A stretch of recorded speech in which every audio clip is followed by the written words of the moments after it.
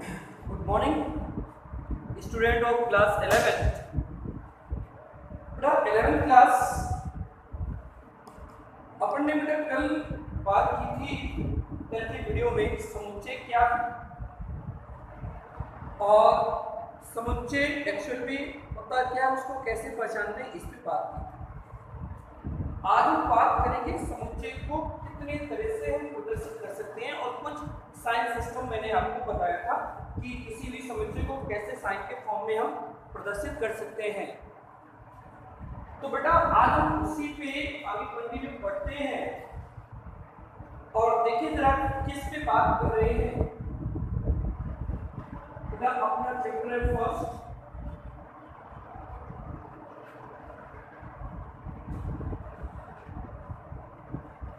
समुच्चय। और समुच्चय में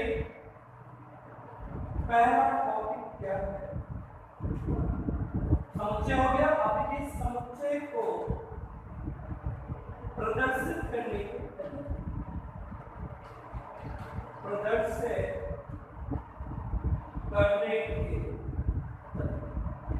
समुच्चय को दो तरीके से प्रदर्शित करते हैं।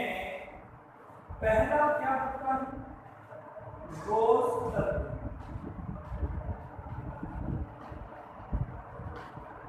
दूसरा होता है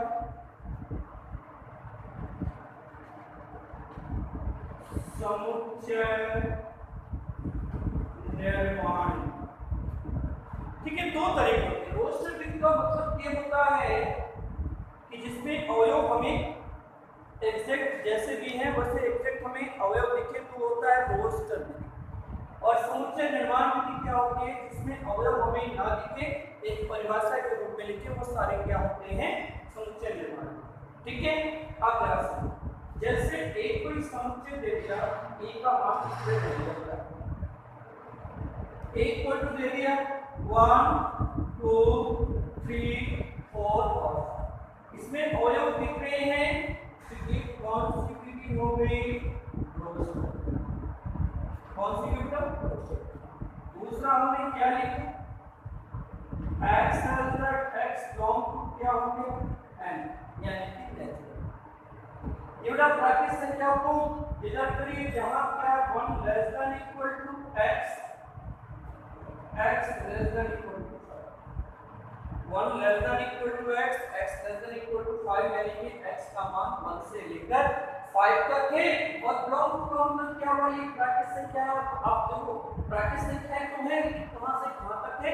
तो 1 से लेकर 5 तक ये इसमें बदल गया समुच्चय निर्माण। तो ओवरऑल क्या है? रोस्टर विधि में अवयव एज इट इज हमें दिखते हैं लेकिन निर्माण समुच्चय निर्माण में उसे हम परिवर्तित करते हैं। ठीक है, जैसे एक और मैं उदाहरण देता हूं, इस उदाहरण से आप एक्सप्लेन करते हैं। ठीक है, जैसे एक उदाहरण और लिया मैंने, लिया कि एक का मान दे दिया 2 4 8 16 और ये कौन सी विधि है बेटा? रोस्टर विधि। इसको किसमें बदले? समुच्चय निर्माण। तो क्या हो जाएगा? x x belong to n, जहां x बराबर ये 2 की घात 1 2 की घात 2 2 की घात 3 2 की घात 4 2 की घात 5, तो क्या हो गया? 2 की घात 10। अब देखो एक्चुअल में आधार तो सबका समान था, घातें बदलेगी, जो बदलेगा उसको हमें चर के रूप में मानना है। अब ये देखना है कि n कहां से कहां तक है, ये भी तो देखना है। इसमें घात 1 है, इसमें 2 है, इसमें 3 है, 4 है, 5। तो 1 less than equal to n, n less than equal to क्या है? 5। जहां n डाउन टू क्या लिखेंगे? जहां ये n क्या है? n भी एक प्राकृतिक संख्या है। कहां से लेके आए? n से लेकर इस तरह का बदलते हैं। समझ गए? तो पहली चीज कल की वीडियो में हमने ये समझा कि समुच्चय होता क्या है, उसे पहले पहचानना सीखा। अब हम समुच्चय को कैसे, अगर हमें बेटा पहचानना आ गया तो हम इस पे डिस्कस करेंगे समुच्चय को प्रदर्शित कैसे करें और समुच्चय को कैसे प्रदर्शित करें। उसके लिए हम इस पे आएंगे रोस्टर निर्माण विधि। इस तरह प्रदर्शित करते हैं। रोस्टर विधि में सीधे अवयव दिखाई देते हैं और निर्माण विधि में उसे हमें परिभाषा के रूप में लिखना होता है, जिसका मतलब वही निकले जो अवयव है। ठीक है, एक और उदाहरण में दे रहा हूं।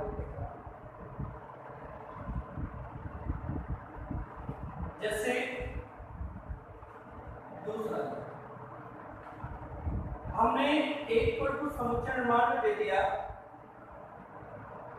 कि x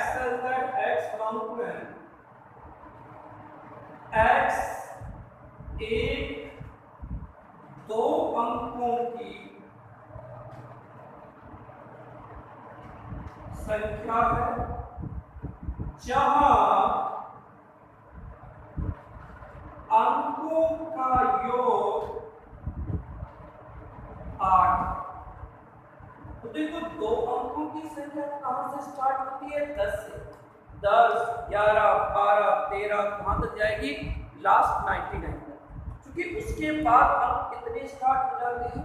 3 अंक स्टार्ट हो जाते हैं। कितने स्टार्ट होते हैं बेटा? 3। तो हमारे पास क्या हुआ कि 10 से लेकर 99 तक। तो इसका मतलब क्या हुआ? या देखो इसमें ऐसे ही दो अंकों की संख्या बताई जाती है, अंकों का योग 8, 10, 1 + 0 8 नहीं हुआ, किसका होगा? 17। 1 + 7 कितना हो गया? 8। अब देखो ये कौन सी विधि है? देखो दोनों चीज आनी चाहिए। ये अब हमारे पास क्या हो गई? समुच्चय निर्माण विधि।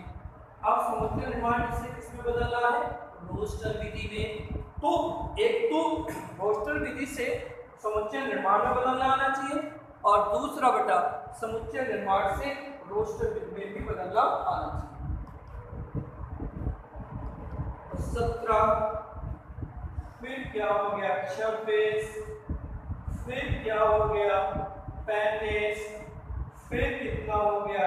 44, फिर कितना हो गया? 53, फिर कितना हो गया? 62, फिर कितना हो गया? 71, फिर कितना हो गया? इसके अलावा और कोई संख्या है जिनके अंकों का योगफल आपका 8 हो रहा हो? दो अंकों की, इसके आगे जाएंगे कोई भी संख्या नहीं। तो ये कौन सी विधि थी? समुच्चय निर्माण विधि। इसको इसमें बदल दिया रोस्टर। ठीक है, तो दो चीजें, पहले तो हमें ये पता होना चाहिए समुच्चय क्या होता है, कल मैंने आपको एक्सप्लेन किया था कल की वीडियो में। ठीक है, दूसरा हम इसको कैसे प्रदर्शित करते हैं? इन दो विधियों से प्रदर्शित करते हैं बेटा, एक रोस्टर विधि और दूसरी समुच्चय निर्माण। अब रोस्टर विधि से समुच्चय निर्माण में परिवर्तन करना आना चाहिए, और समुच्चय निर्माण से रोस्टर विधि में भी परिवर्तन करना आना चाहिए।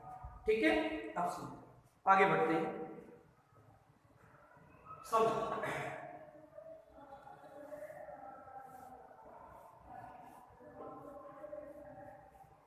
अब हम समुच्चय के प्रकार की बात करते हैं। दो टॉपिक होगी, तीसरे टॉपिक पे हम बात करते हैं तीसरा समुच्चय के प्रकार। बहुत इजी टॉपिक है बेटा। देखिए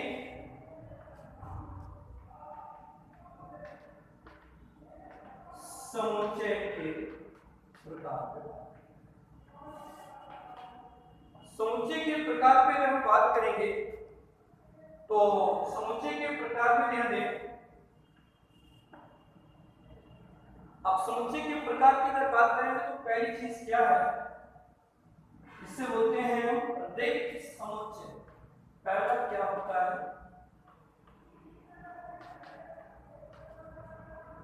रिक्त समुच्चय। रिक्त समुच्चय का मतलब ऐसा समुच्चय जिसमें एक भी अवयव ना हो।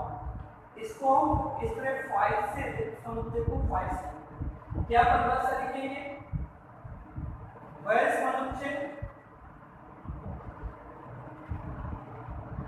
जिसमें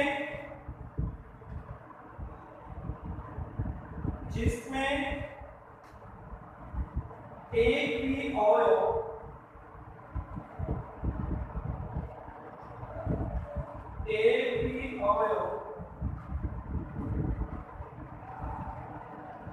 उपस्थित ना हो, रिक्त समुच्चय कहलाता है।